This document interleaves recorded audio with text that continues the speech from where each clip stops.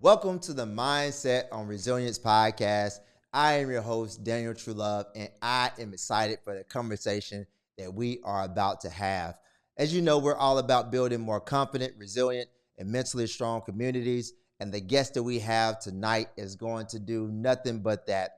Man, he is an educator, but not just an educator. One of the things that I love about him is he's all about having a positive influence everywhere that he goes, whether it's in the classroom, whether it's on the football field, whether it's just wherever he's at, he's looking to make an impact. And he's done just that. As a former collegiate athlete, he did it on the field.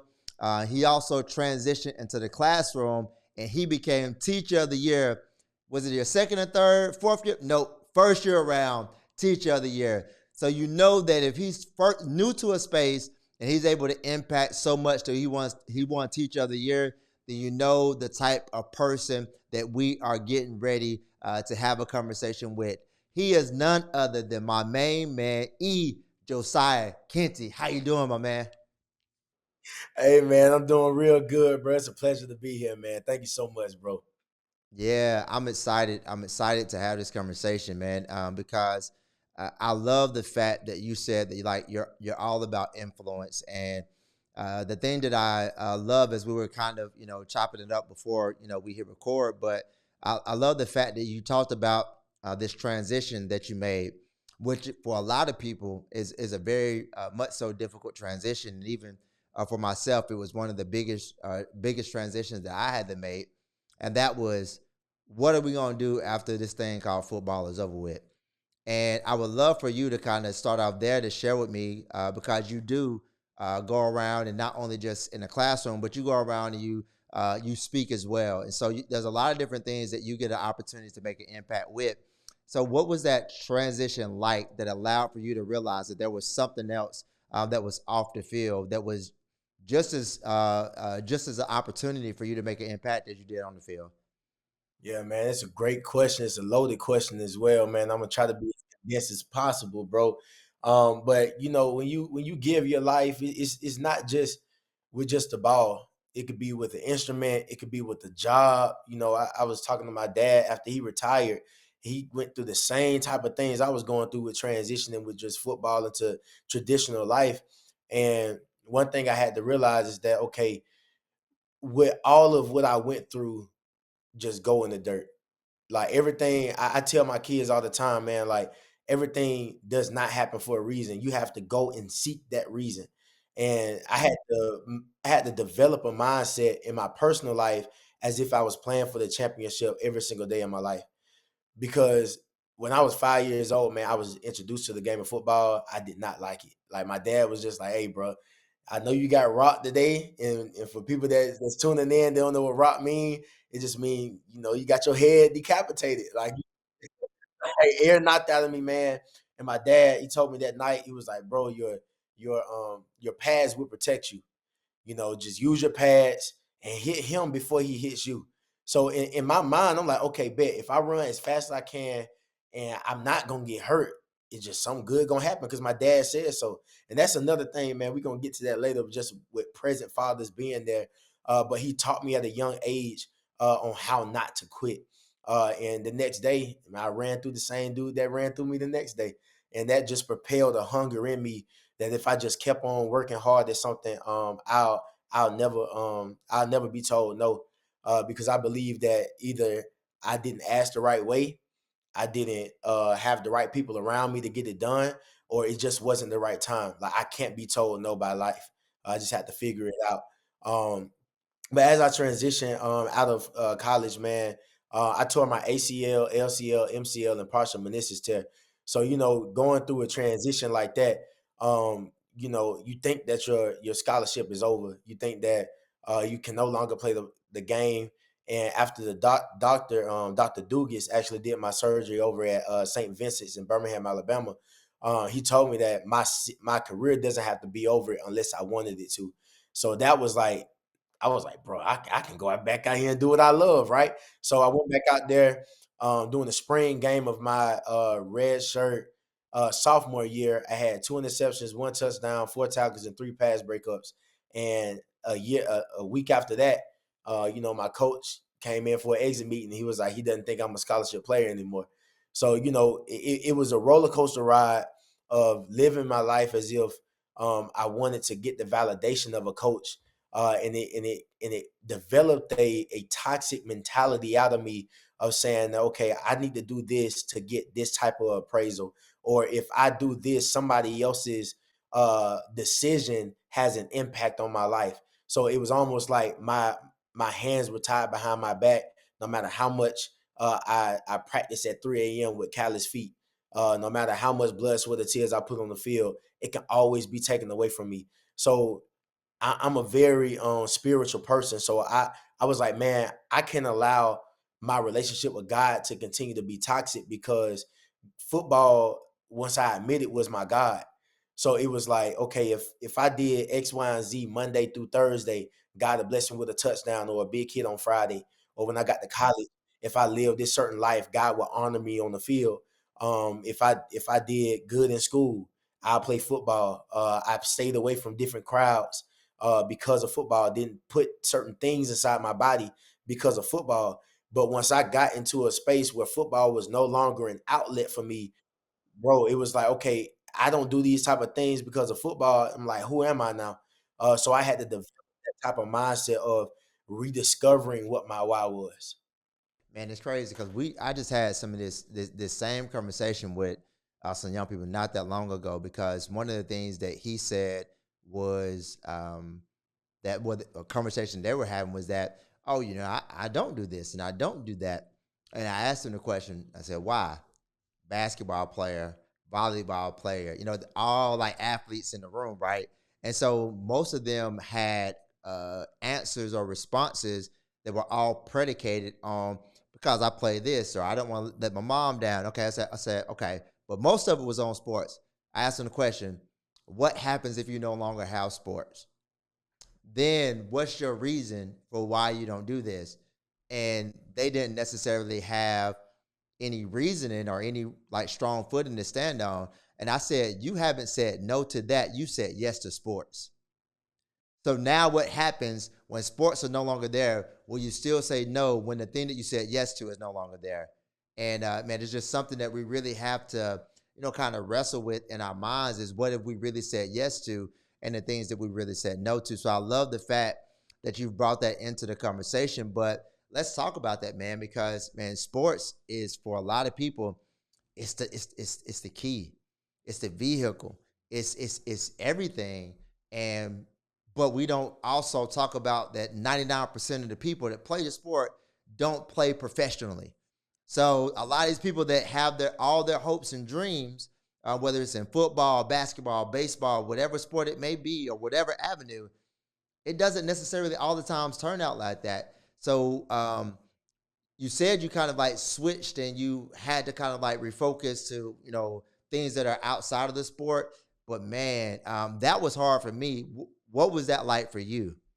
Yeah, I would say, man, you said something that your power is within your no. And I look at it as an analogy of being inside the gym.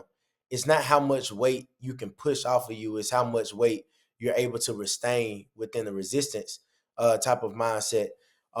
Because I mean, you can put a weight on the bar, you can go down, but you got to get it back up. It's your ability to basically fight an invisible um, uh, opponent, because it's gravity. At the end of the day, man, like, it's really gravity, bro. Like when you go to space, some of those things that's heavy on Earth, man, it weigh the same in space.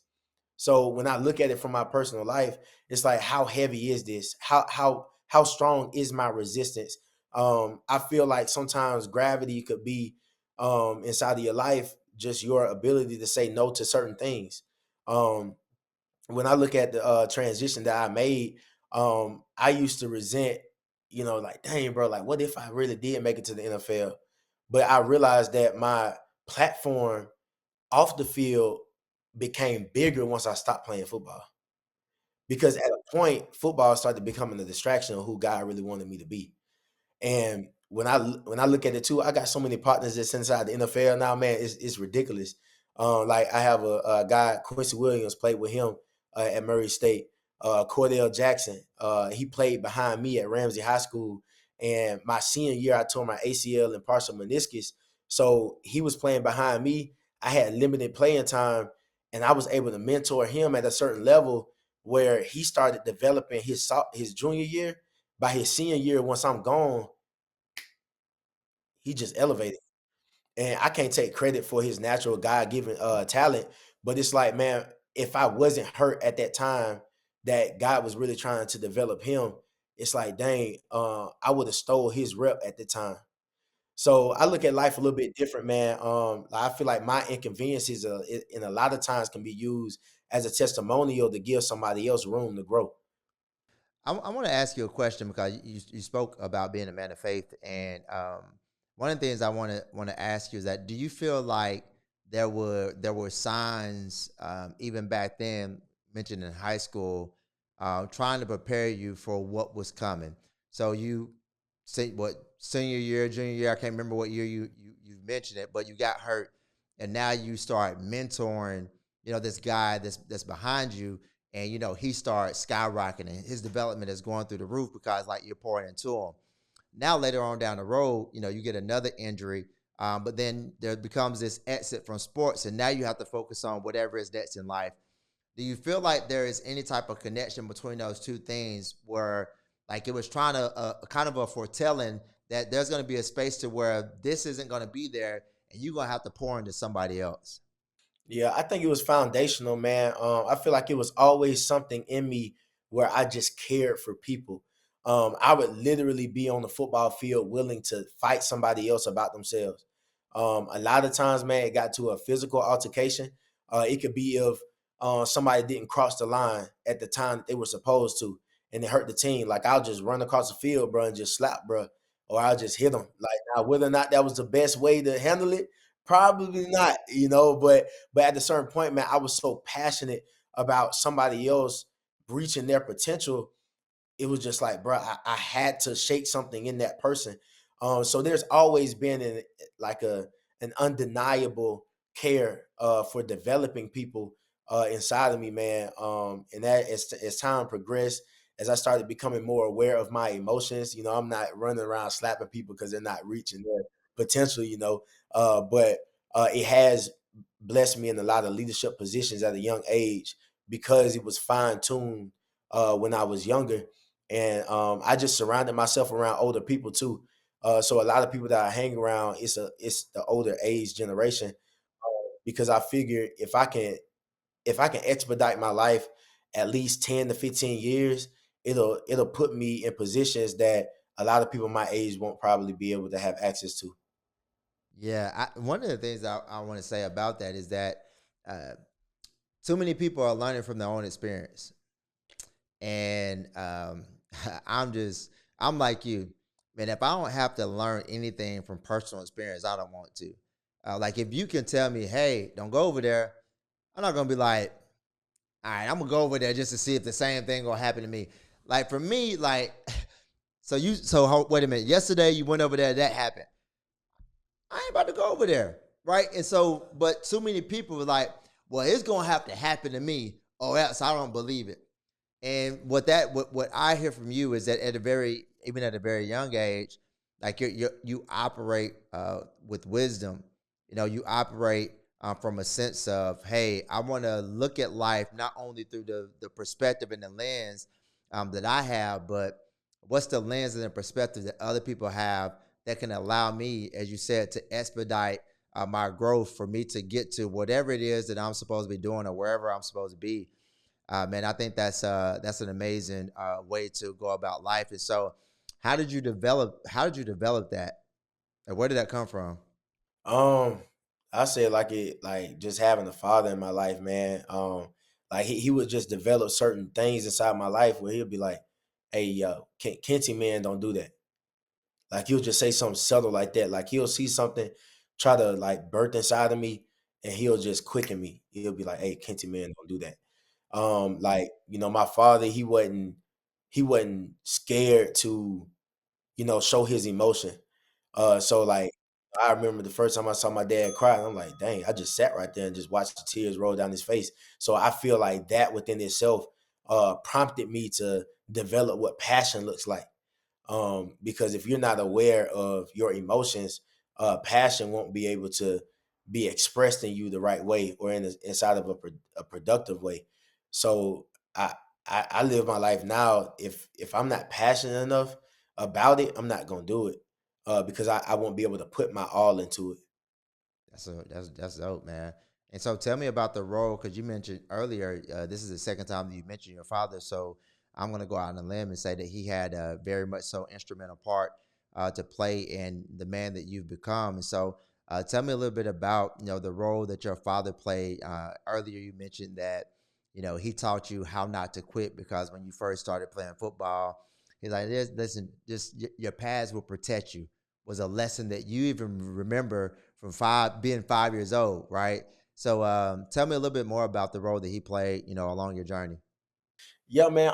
I remember the first time I really got hurt, like to where I couldn't play anymore. So I became numb to what injury looked like. Because in football it's like, okay, you're this gladiator. I was always in leadership positions, so I learned quickly what injury looks like and what being hurt looks like. Injury is you can't go anymore hurt. You can play through it. You can ice it, put some little icy hot on, man. Wrap it up. You be good. And a lot of times I would be injured, but I'll tough it out. And I remember the time that I couldn't tough it out. It was like, dang, bro. Like I remember at a young age, my dad said the pads would protect me, but right now it's not protecting me. And I remember I had to do these exercises with my knee, and where I had to stretch it out and get my mobility back. If anybody's familiar with ACL tears, man, it's not fun, bro. Just trying to break that cartilage up inside your knee to try to get it back in full mobility. And I remember I was asking my dad to stretch out my knee, and while he was doing it, bro, I just heard him sniffling. I was like, dang.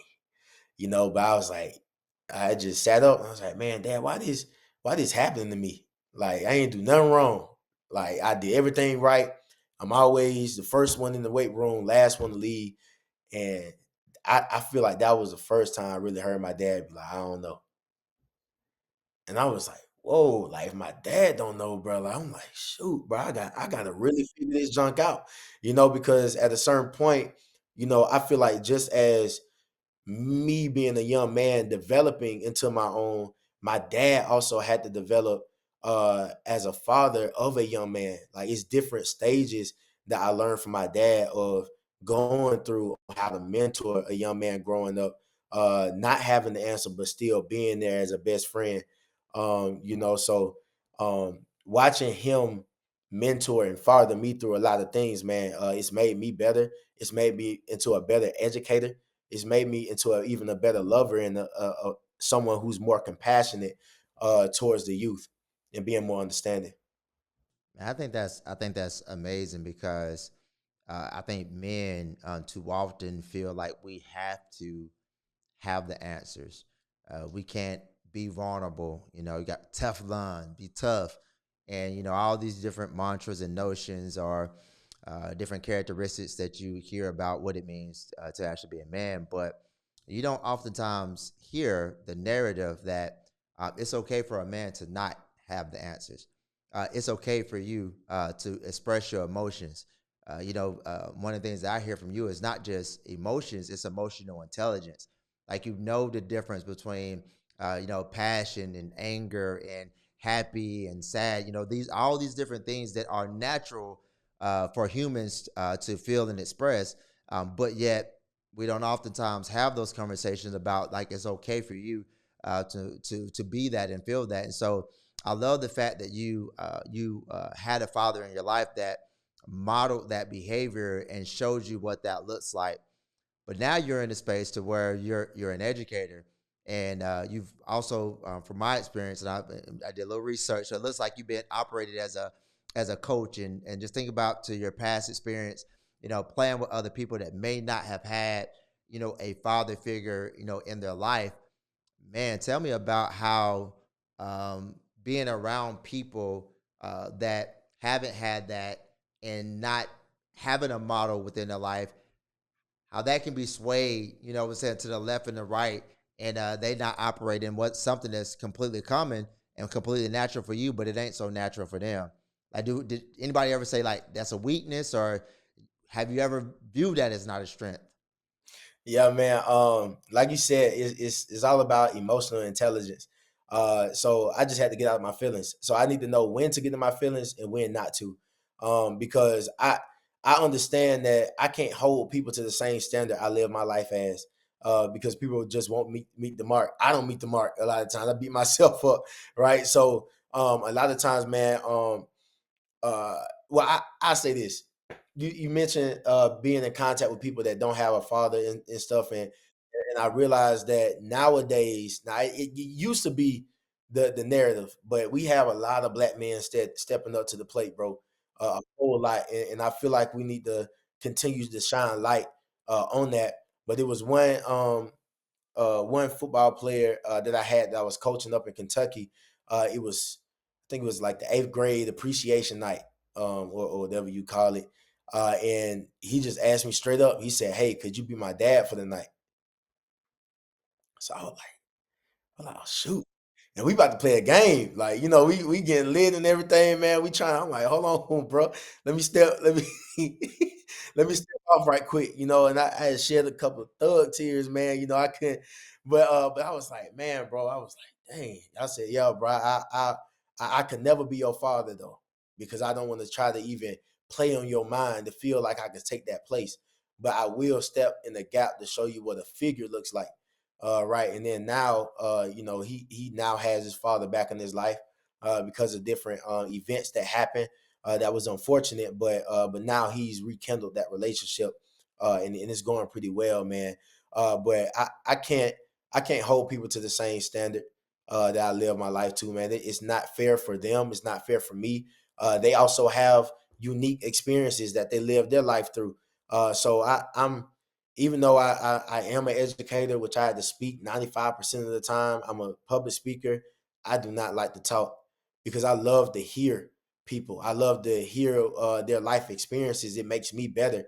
Hearing how people navigate through different situations, I never know how it'll help me with my current time, or even something that I've been dealing with for 10 years is trying to figure it out. Listening to other people, man, it helps cater to some of our gaps that we need filled. And I also understand that God moves through people too. Like, God not gonna come down here and hug nobody.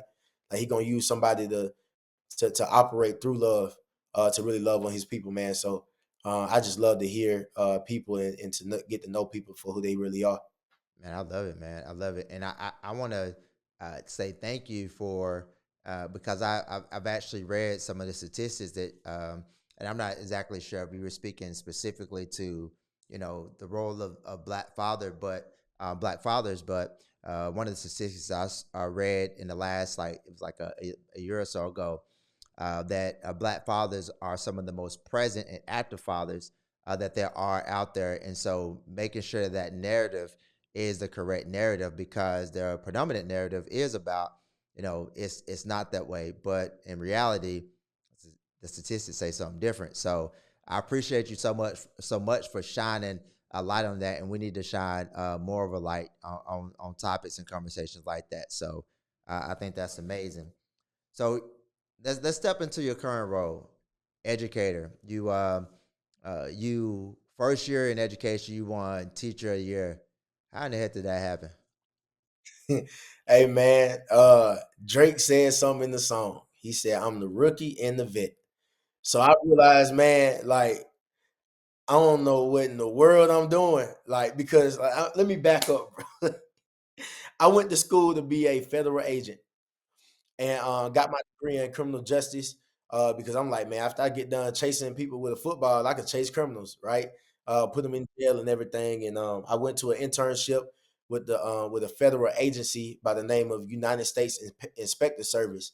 So they are like the FBI, but on the mail side of things in the post office, right?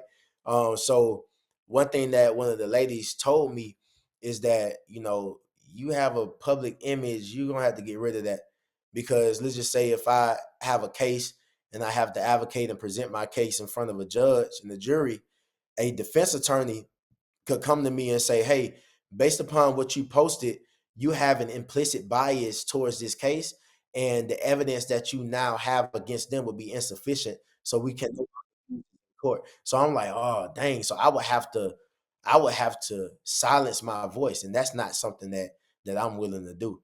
So I had to really I had to have a come to Jesus moment, man, and it was like, bro, I got to figure this thing out. So I developed a personal brand because I was already doing motivational videos around campus and stuff and inspiring people. Had a platform with the on campus ministry that I chartered at the university named Ransom, Radical Athlete and Student Oasis Ministry. So I was like, man, I might as well just record some of the value I have. So ended up getting a graduate assistant position on campus, and I was just teaching people on how to become better communicators, teaching them how to develop, speeches and the right way to do it, how to grasp the attention of a crowd. So eh, COVID happened, Black Lives Matter happened, so I'm like, man, I'm for sure not about to be a police officer now, bro. And like, it wasn't that I criminalized all police officers, man, but I was just like, man, this is too big of a problem to be trying to play catch up. And I understood the historical context of what police departments came from. I'm not gonna get into detail with that, man, but I started I had this enlightenment period, I'll say. And I said, I'd rather be on the front end of things to try to get the problem before it even became a problem. And I just wanted to impact the youth. So ended up after COVID, this school that was in close proximity to the university I was getting my master's at, they told me that they wanted somebody to teach STEP because I'm a proud member of Alpha Phi Alpha Fraternity Incorporated. And I was like, man, I'll teach the kids STEP, but it was a focus inside of English, ELA. So I teach them step, and then we'll write about our experience for the day. Teach them step, write about our experience. And the superintendent came in to one of my classes, saw my classroom management, never had any training, saw how I was making connections with kids. And he was like, man, we want you here. We want you to here. And I got a job as a special education teacher, no training at all. But to drive the point of becoming teacher of the year, my first year teaching, that wasn't my goal. Like I didn't get in the teacher saying I want to get an award. Like I just wanted to do the things that most people weren't willing to do. I said that I want to impact the kids that the teachers were kicking out of the classroom. I want to impact the kids that struggle when they go home and they hungry every single day when they come to school. Like I want what people would consider throwaway kids. I want to embrace those type of kids. The baby kids. I want them in my camp. So with me targeting them, man, and the change within them was so drastic, people had to notice it. Like teachers stopped kicking them out the classroom. They stopped going to different classrooms that just was for the behavioral problem kids. I just started seeing a change in them. And within that, with me having a target audience, I learned that you'll get some byproduct. When you have a target audience, man, people gonna get the crossfire. But that was my target audience is the kids that most people didn't want to deal with, man. They weren't in my grade. They didn't know me from a can of paint, but I just made a connection with them, man, and then and took them under my wing. Another thing about that though is that in a lot of school systems, you've already mentioned that most people aren't going after them. If they are going after them, they're going after them for a different intention. Get here, go there. What like questioning and directives, but it's not necessarily the objective to build with them. And but in a lot of instances, those are the individuals that are the frequent flyers. Those are the individuals that you know most of the attention goes to. So if you make an impact with those individuals, man, that's noticeable. In any particular environment that you're in. So like you said, everybody had to take notice of that. But why them? Like you said, you always like you wanted to make an impact with them, but I think that whenever somebody has a mission, like there's got to be something underneath that. There's got to be something that's the driving force behind that. Like what is that for you? So I remember, man, I had a friend, man, that I wanted to like I said, I had a passion for caring for people. Like I want better for them. I want to put them in a good position. So I had this friend, and we used to go to this trainer by the name of Coach O, and he trained me all the way up from 8th grade up into my college years. And my friend just he was like, "Man, this is too much for me, bro. I don't want to come." And I remember, man, I was like, "Bro, like, I'm picking you up from the hood, bro. Like, I remember one time I picked him up, bro. We just heard a whistle of a bullet go by, man. I'm like, bro, like, dude, bro, I need you here. Like, you are off here." And like he just stopped coming. So I was like, man, like I had to literally leave him behind. Like I had to leave so many people behind where it was just like it wasn't that I changed up. I was in pursuit of something. So the circumstances changed. Like I knew that different things I went after would pull certain things out of me where I would not be familiar to a lot of people that I was around anymore. And I had to come to grips with that because going to school like 4 hours away, 4.5 hours away from my home, every time I would come home, I would try to hit up old friendships and they were always unavailable. And what I realized is that like I can take the stairs up, they can take the elevator down. I mean, they can take the elevator up, but we can both take the elevator down. But a lot of people aren't willing to climb that stairwell up the way that I wanted to do it. So I had to be willing to leave certain things behind, leave certain friendships behind, but also be in enough humbleness and enough grace and operate enough grace to not judge them based upon the decision that they made to be wherever they were. So I'm still cool with them to this day, but it's not at the rate of living life on mission together anymore. So the reason why those particular students are the ones that people aren't trying to go after, like that's like your mission, like that's what you wanted. They ain't even in your grade, they ain't even in your class, and you still making relationships and stuff with them. Facts. So like that was a driving force from like a younger age. Once I got into my adulthood, I remember taking a couple of guys down to Murray State where I graduated from, and there was this opportunity for me to speak to the athletic department. Like the whole athletic department was there. I had to speak on the Loyola project from when they integrated sports. It was during the Black History program, and I took some of my football team members down with my team, like my players. I took about 5 of them down there with me because I never want to travel alone. I want to expose a lot of people to the things I get to experience as much as possible, whether it's people that's considered colleagues to me or the younger generation. So I ended up going, man, and the the mother of a couple of them, she was like, "Why you doing all this for my kids?" And she was giving me a hard time, bro. Like I was like, "What do you mean? Like, why not?" Like, she was like, "What is it about my boys?" So she was coming at it in a way where it was like I almost had a second motive behind what I was doing. But I had to get out of my feelings, like I was talking about, even though I was passionate about exposing them to where I came up in. I was like, you know what? She been hurt before.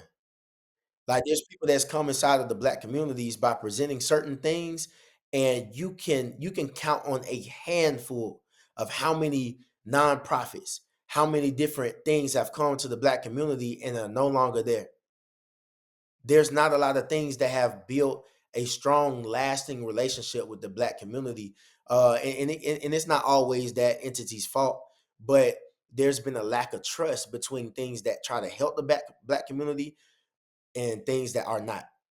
So it almost puts up a barrier behind things that actually are genuine. So that helped me into a better leader in saying, dang, if it's that much opposition trying to go after these type of kids, I'm the person for the job. Like I told you before, man, I can't be told no. Either I didn't ask the right person, ask at the right time, or go about it the right way. So that's just the type of mentality I have. Uh, and then even to this day, man, even though I'm in Alabama, I just don't like to see kids be left out to dry.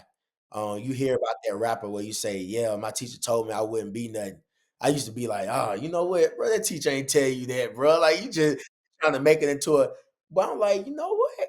They actually are saying this, bro. Like I've literally seen teachers tell a kid like the route that they gonna go down. I'm like, bro. I'm like, no, like this person's future isn't what you've seen from your closest friends. Like you can't project that on the kid.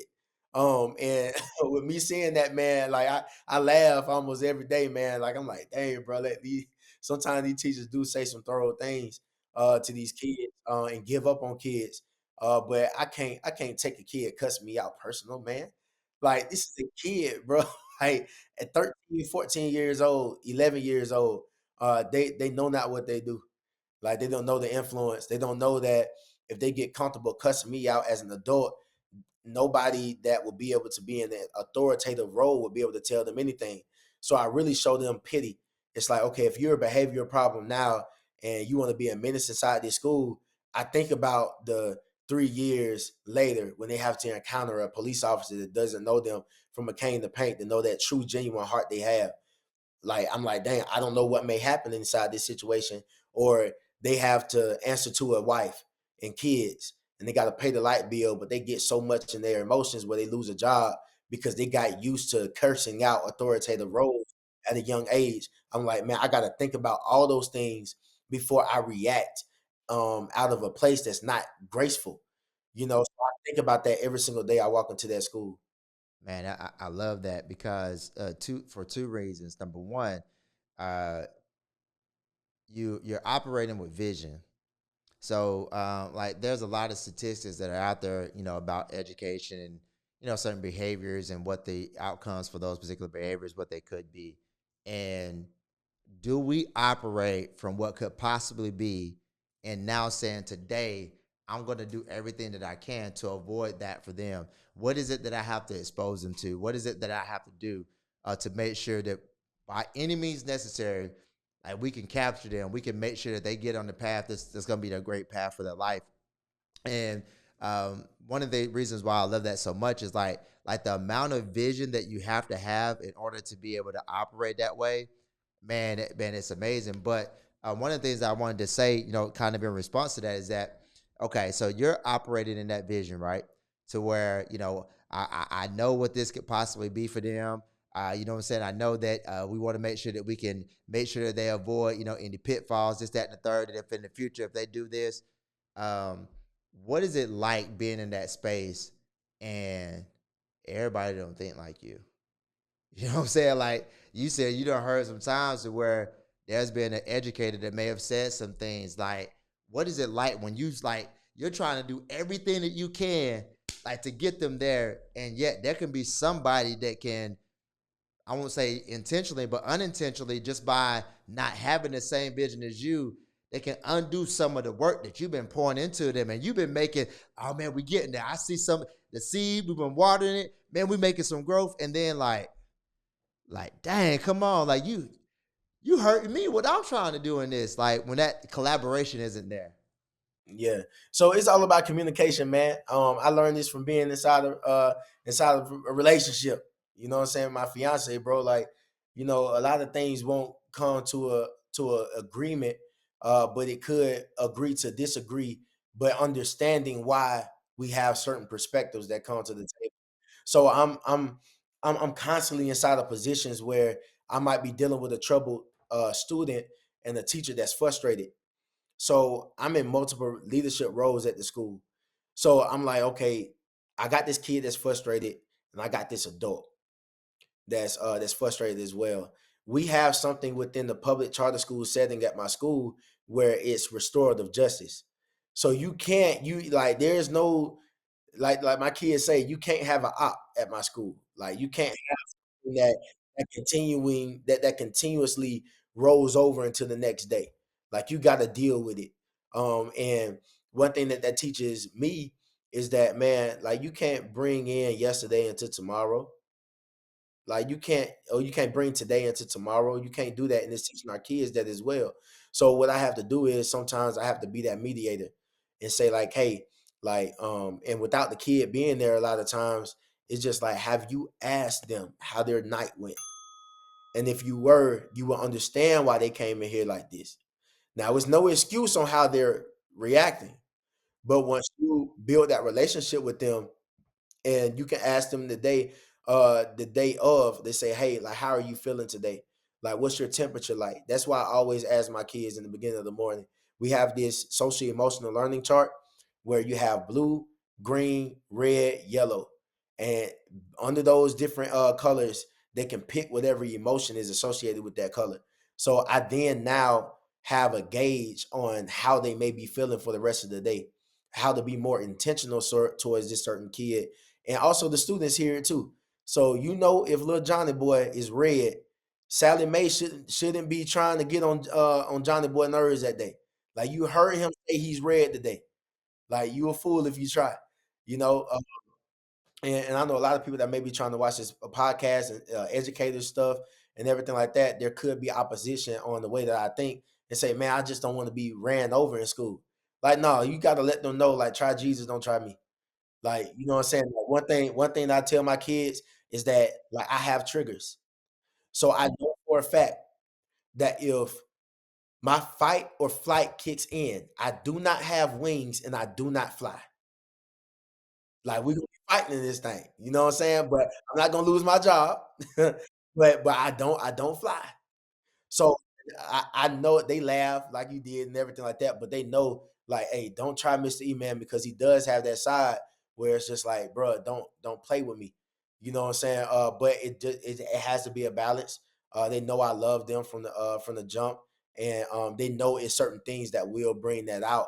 But that within itself shows my human side too. Like, I'm not a robot. And a lot of teachers, I will say, they could be like robots. They feel like they don't need to have a relationship with the kids. They just want to teach curriculum, and that within itself, it hurts testing scores. It hurts the kid actually getting to get a relationship with the content, because kids, believe it or not, have to make sense, especially inside of today's society. They always asking why. As why, it's because they're trying to make sense of it inside of their world. So if they can't find a way to place it in their world of usefulness, they're not gonna use it. So they're not gonna do good on tests. They're not gonna retain the information. So I'm all about building relationship with the kid so that they can build a relationship with the content that you're trying to get them to understand. So that's just my mindset when it comes to it. I don't have a lot of the behavioral problems that a lot of the teachers deal with. Now, I still have the character of that kid inside the classroom, but the behavioral problem within itself to cause disruption in the classroom is almost non-existent unless the kid actually chooses that that day is the day that they go. And a lot of times it's probably something that, like you said, when you come into the class, you asking how they are. A lot of times, probably the stuff that does, send them, like, say, off the deep end, or maybe, reacting to something. It probably wasn't even something that happened, what I'm saying, during the school time. It's something that happened, what I'm saying, before they came to school, and that's what has them off. And so, man, I love the fact that you said that, when you have a relationship with the kid, then they have a relationship with the content. I've actually never heard it said that way, like that particular verbiage. But I love that language. Have relationships with the kids, and they will have a relationship with the content that you share with them. Yo, that was fire. I don't know. I ain't gonna lie. I lean back. You know what I'm saying? When you said that, I said, "Oh, that right there, that was fire right there, man." But man, I want you to speak on this for a moment, because when anybody does watch this, they'll see that you are a black male that is an educator, and I would love for you to speak on the fact, because there are make sure I use the language correct, because you are an me, but I think there needs to be more men that are in the education space. And so will you talk to me about what it's like being a man in the education space, and there are even fewer black men that are in this space. So talk to me a little bit about your perspective on that, and why it's important. So I am a history teacher, right? And a lot of stuff that um a lot of my theories and the way I think, it resolves from some kind of historical event. And I feel like a lot of things that we deal with as a society, it stems from the social constructs that we lived our life as from the beginning of the creation of our founding fathers, where mothers were innately the nurturer of children. So you saw an influx of teachers being a woman dominated profession. So then, I mean, you talk about teachers not being paid enough now. I feel like we have not caught up with the progression of society. And um and I would be, and I don't have all the answers, man. But I will say, like, it makes sense on why teachers are not paid a lot, because it's a woman dominated profession. Like, and as we fight for women's rights, bro, it's March, it's Women's Rights Month, So I'm like, man, that may not be the reason. And I'm not saying that as is gospel, but I will say, man, the educational system has so much more to present to our economy, man. It is really it's troubling to the core of my ever being, because you have things like the Industrial Revolution, where you literally it literally influenced the way that we did school, because kids, they didn't have any child labor laws. It was kids working inside the factories. So you would literally have kids sitting inside of rows inside the school, walking on the right side of the hallway, quiet fingers up, just order, learning how to understand the power dynamic of an orderly construct. And they're living their life in school, preparing them to go inside the workforce. You got stuff like content creation and entrepreneurship and all the welding and all these different things that doesn't require that much structure as an industrial job would, and it's not catering towards the creativity of a child, and we're stripping away that creativity. So there's a lot of flaws inside of the educational system, man. Um that that is really too big to even to really even answer inside of one question. But like, I wish I wish that there was more autonomy for teachers to really do what they need to do inside the classroom, because there is a disconnect from decision makers, from policies, for people that's actually on the ground doing things. There's a lot of emotional decisions that's being made as far as policy goes, but there's not enough support to actually maintain this policy that's being put in place. I'm cool with it, man. It's equality, it's there, but the equity, some schools need more support. We talk about our reading levels, and I promise you, man, I feel like I'm on a tangent, but it need to be said, bro, because you think about the reading levels of our third graders, they're not up to par.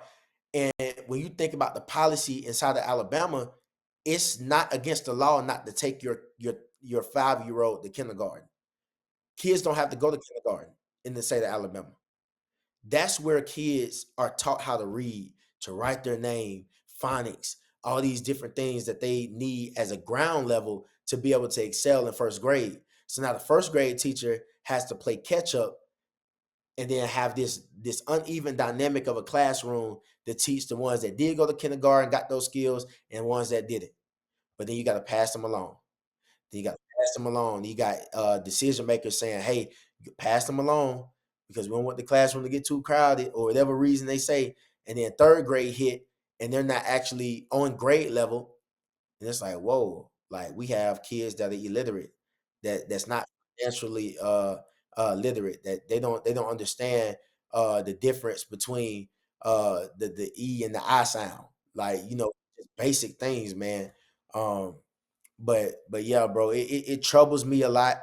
But I will say, being on the ground level, I don't have time to think about, the policies and stuff. It's like I have all these things in front of me.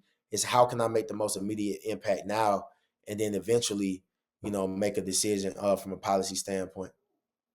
Man, man, this has been good, man. I'm grateful that we got this time, and if I'm being 100% honest, man, I feel like this conversation could continue to go on, but for the sake of the time constraints that we have in here, man, I wanted to kind of land the plane, but just by saying thank you so much for for being on here, and thank you so much for everything that you've provided. And I do know that there's so much value in where you're at, and you're making a tremendous impact. So, I mean, I just wanted to take this opportunity to encourage you, man, to continue to show up, to continue to do what you're doing, because I know every single day that you're there, man, they'd be like, man, man, that I already know if I was one of your students, it'd be something that I'd be like, man, that'd be a reason for me to show up.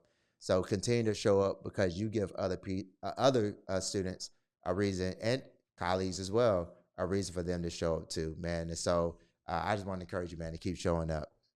Yeah, appreciate that, man. I appreciate you having me on the podcast, bro. It's been a blessing for me, man.